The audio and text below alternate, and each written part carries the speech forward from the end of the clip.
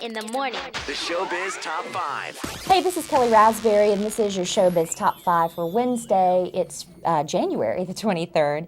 Now, the judge ruled in Denise Richards' case against Charlie Sheen. She wants to do this reality show for E, from what I understand, focusing on her life as a single celebrity mom. Charlie's like, I don't want my children exploited in that way. So she took him to court, and the judge actually ruled in Denise's favor. Now, of course, there's going to be certain restrictions. We don't know exactly what they are because it was a closed-door hearing, but no comment from Charlie. But Denise said to be very happy about it. Don't call him Diddy, Puff Daddy, Sugar Daddy. I don't care what you've called him before. His name is now officially Sean John.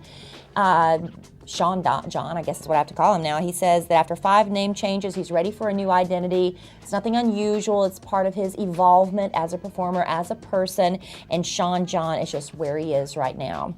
Now, Adnan Ghalib was on Entertainment Tonight last night, and I thought he was looking hot. I'm sorry, I think he was. But anyway, he was on there to profess his love for Britney Spears the same day that his wife filed for legal separation finally. Sources say they've actually been living apart for about a year. She just now finally got around to filing the legal paperwork on that.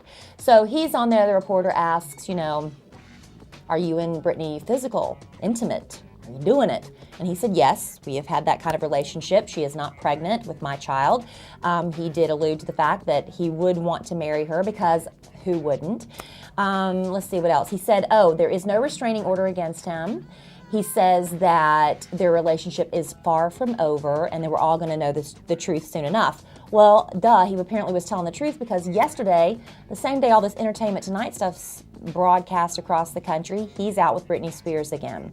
So perhaps he's telling the truth. The relationship is far from over. Now, in the meantime, her attorneys have called for an emergency court hearing today. She wants to get at least some visitation restored to her in a therapeutic setting.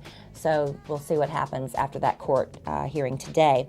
Now, Scotland Yard has taken a little look at the video of Amy Winehouse from that house party she threw the other night where she's, sniffing, snorting, sucking, blowing, whatever she's doing. She's doing it all on video. And so the Sun actually published some stills of it yesterday in the paper, and then they voluntarily handed over the actual video footage to Scotland Yard. There's no official investigation that's been launched. They are just looking at it right now. And Heath Ledger, of course, the shocking news yesterday afternoon that he passed away at the age of 28. He was found in his bed. He apparently had been suffering from pneumonia. He's been known to have trouble sleeping, and so there were some bottles of prescription medications found around him. Police have later said they were antidepressants and Ambien, which is a sleeping aid.